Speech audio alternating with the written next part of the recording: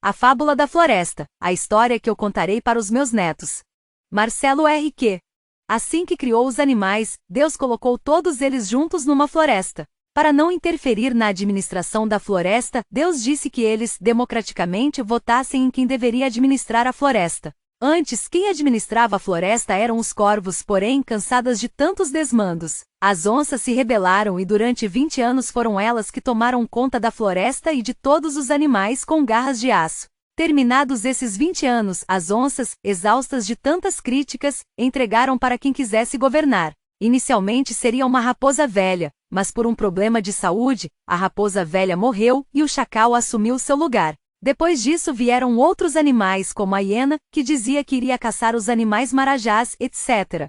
A cada eleição o rato concorria, mas não ganhava nada, até que um dia ganhou pela insistência, prometendo transformar a floresta no melhor lugar do mundo. Durante 8 anos o rato fez da floresta o que bem quis e só roubou a comida dos outros animais. Afinal, a natureza do rato era essa mesma. Não podendo mais ser o chefe, colocou a anta em seu lugar, mas a anta só fazia besteiras. No segundo mandato a anta foi tirada antes do tempo e o morcego assumiu por 2 anos. Acusado de todos os roubos e comprovado que havia roubado, o rato foi preso. Mas a vida do rato não era tão ruim. Vez ou outra recebia a visita da galinha, que tinha um cérebro pequeno e só servia mesmo para abate. Vieram novas eleições. Os animais cansados de tantos anos de roubalheira votaram no leão, que ganhou de lavada. Assumiu a floresta para descontentamento dos jumentos, burros, mulas, pacas e hienas que ainda apoiavam cegamente o rato, mesmo sabendo que ele havia roubado. É que o rato, durante a sua gestão, dava caroços para esses animais, enquanto os frutos mesmo iam para os seus amiguinhos ratos também. O leão começou a mudar a floresta. A comida não desaparecia, muitas modificações foram feitas e a floresta avançava.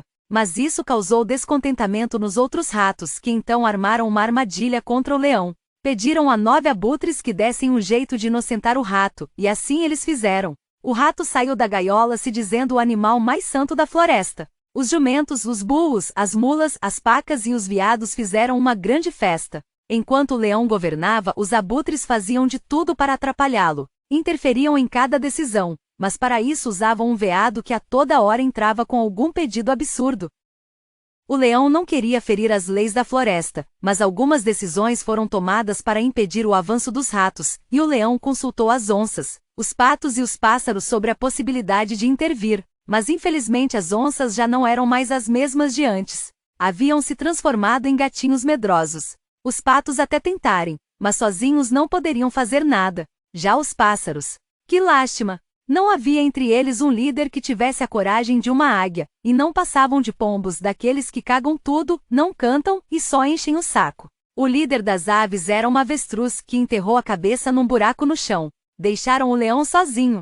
Enquanto isso, os canários cantores e os pavões, acostumados à vida fácil e a receberem os alimentos de graça, faziam propaganda contra o leão, ajudados pelos papagaios. Novas eleições vieram. Os abutres deram um jeitinho de manipular o resultado, e o rato foi eleito o rei da floresta novamente. E ai de quem falasse alguma coisa. Um dos abutres mandava prender na mesma hora. Instalou-se uma ditadura na floresta para a tristeza e indignação da maioria da fauna, com exceção dos burros, antas, mulas, piranhas, ratos, papagaios, corvos, serpentes, abutres e pacas. O leão triste foi para uma floresta distante. Enquanto isso, o rato voltou a roubar como nunca. Colocou todos os animais que haviam colaborado com ele na sua administração, e esses eram os que mais faziam besteiras.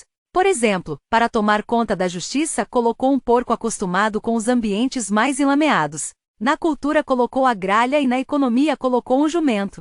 Assim a floresta começou a desandar. Os animais aos poucos foram padecendo de tristeza, enquanto a floresta era devastada pelo que havia de pior na fauna.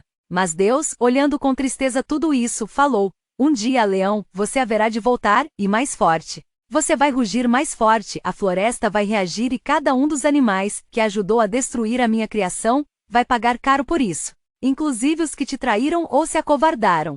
Que a minha justiça seja feita e não a dos abutres." E todos os animais se animaram, porque Deus é Deus. Se não for o leão, será um tigre, o guardião de São Paulo, que é um grande amigo de Deus.